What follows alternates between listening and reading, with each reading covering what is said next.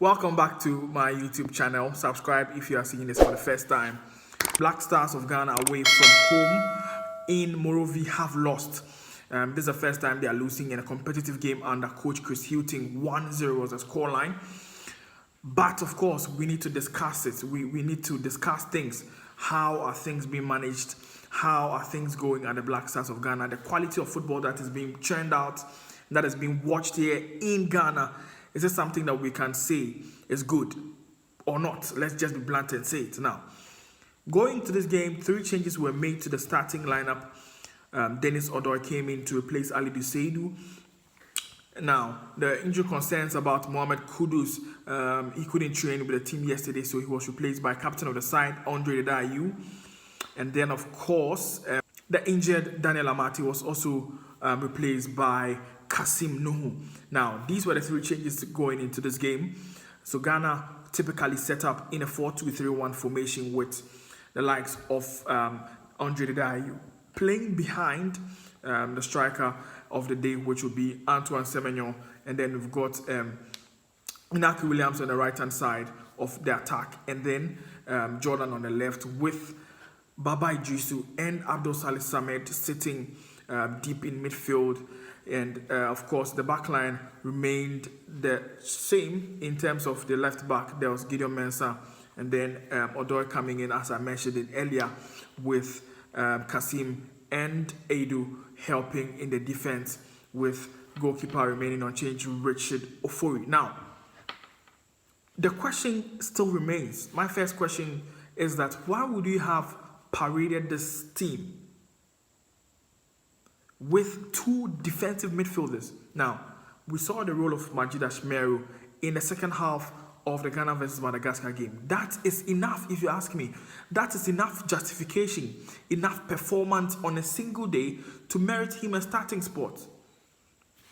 But of course, we chose to go in with 2 defensive-minded players. Their style of play is almost exactly the same. Now, we've got Baba Idrisu, who is very combative and has low ball distribution skills.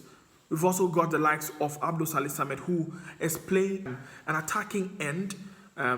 If you compare that position to Baba Idrisu, he will be most of the number 8 role. He will be playing in that role. Now, you find him playing so close to Baba Idrisu, and then you ask yourself, who is going to be progressing the ball in midfield? And the problem is still the same. There's no proper ball progression, especially in the first half. You watch the first 10 minutes of the game, the Black Stars were playing so well, but most of the passes were to the sides. Most of the passes were back passes and still recycling the balls with no proper ball progression. Because 1, you've got no Mohamed Kudus. 2, there's no Majid Ashmeru to play that proper number 8 role of liaising between the attack and the midfield. That was missing. The link was missing as early as in the first half. Now, the ball progression was a problem. The first thing that we got wrong was the lineup.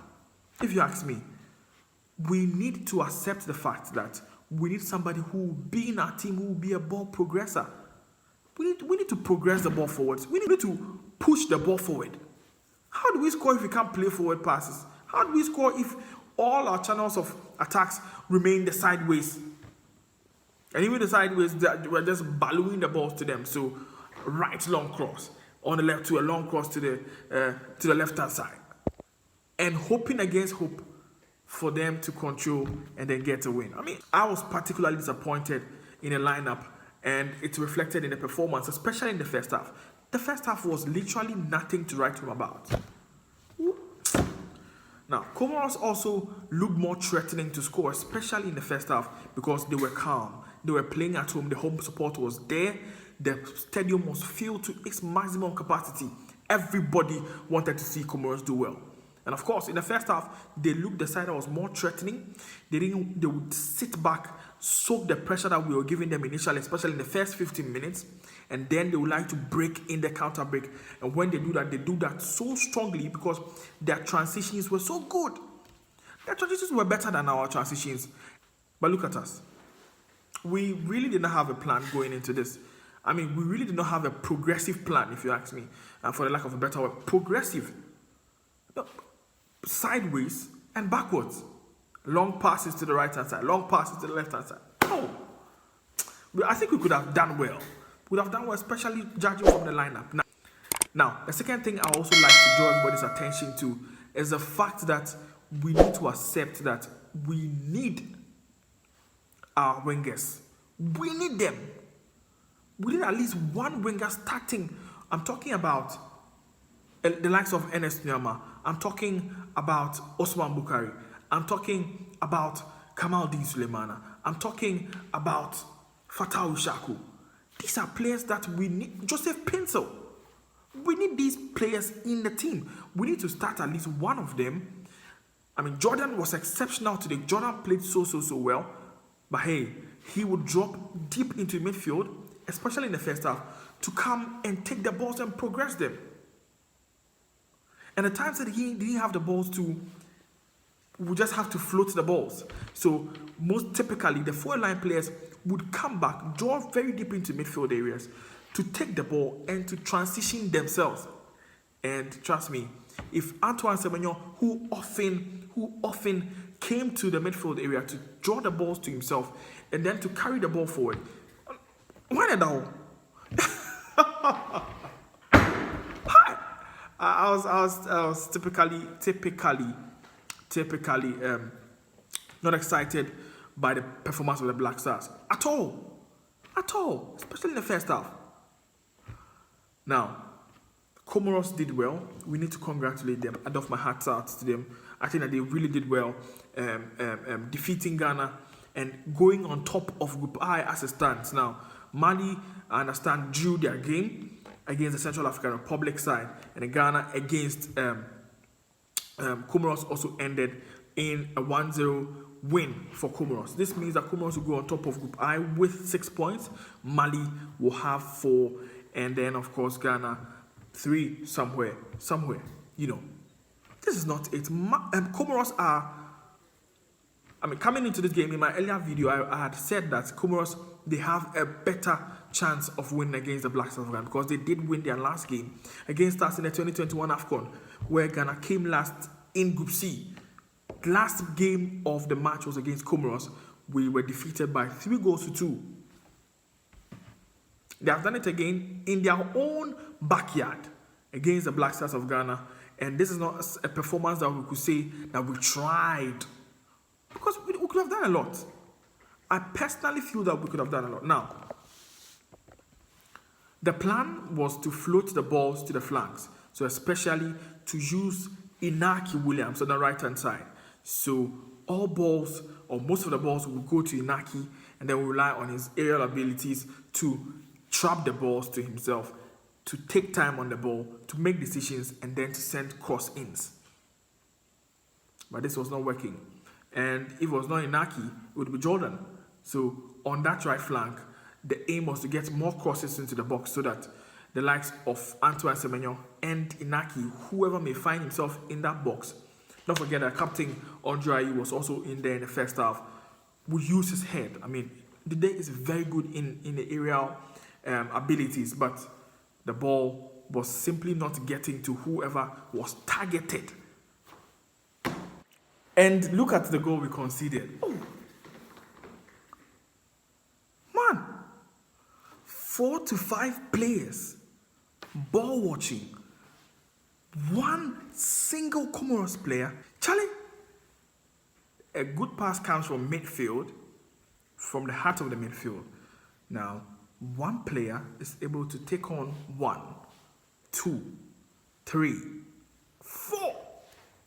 4 players in the defensive zone of Ghana, ball watching. And I think that, if you ask me, I think that Kasim Nuhu should have fouled him. End of story. He should have just fouled him or attempted to go to that tackle. I mean, to go for that tackle. But hey, we chose to ball watch, and at the end we got punished. I mean, this is not something that we can simply let go, or this is not something that we can just write off. This is a mistake that we need to address. And we need to address this well, because hey, the next time we're playing in the qualifiers, it may be against Chad. Next time we're playing against playing again in the qualifiers, we're playing against the likes of Comoros again. at home. And we need to correct some of these things. We need not to sit idle. The ball watching is too much. The ball watching is too much. Now, in the second half, the game got quite better because, of course, Mohamed Kudus was introduced back. And then you could find that the ball progression had increased. Then, later on, Majid Ashmeri was introduced. This time around, it came for Abdul Salih Samet. Now, it meant that Baba Idrisu would be the 6th. And then Majid would be the one who would be ball progressing or ball progressive, in that midfield, with, of course, Mohamed Kudus standing right in front of them, mostly operating within that half space and liaising very well with Gideon Mensah. And then, of course, good combinations with Jordan Ayew, who was playing on that left hand side of the Ghanaian attack. Now, he did his best. I mean, everybody did his best. Jordan played very well. Antoine Semenyo, I loved his performance. But hey, the general performance of the team was down. And so this was not something we could just walk over. I mean, Comoros didn't play well. They came with a plan. And once they had their goal, they had their defensive setup solidly. And there was no breaking into it. It was more like a brick wall. I mean, we could not break into this with these kind of performances. And Coach Chris Hughton is to set up. This is not... Anytime we have played to win at home, I tell you this, it has been the fans. The fans have always been behind Chris Hughton. What is the response? The response has always been a draw. And of course, away from home, you need to at least pick up some points. And that's how we play. That's how we do it in the qualifiers.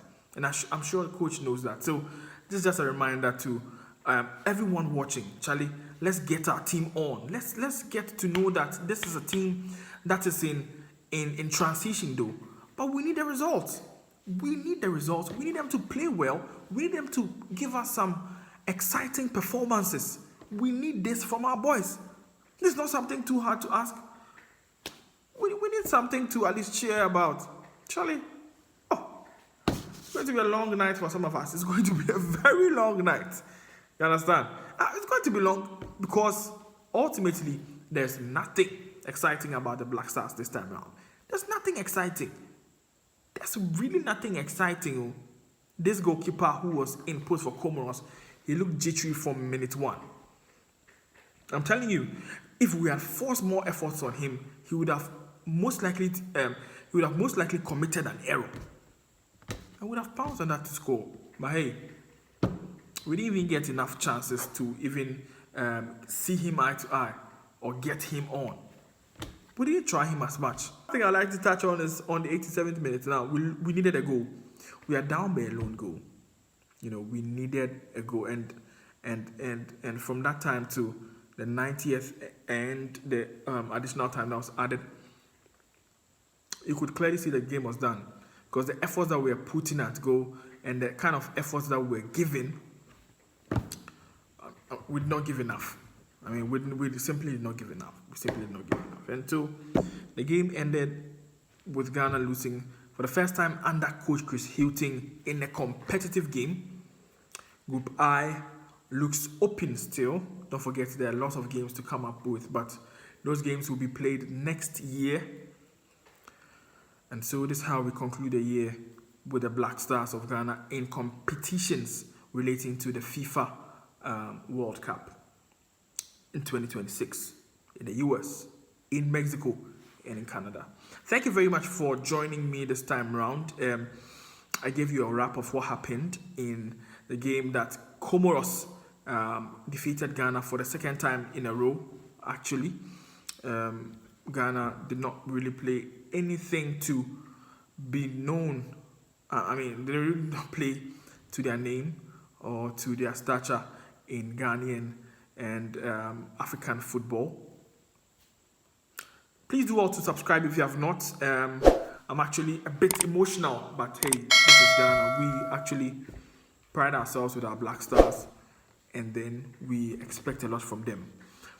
Subscribe and don't forget to like. Share with your friends as well. My name is Felix Edudakwa. Thank you for joining me.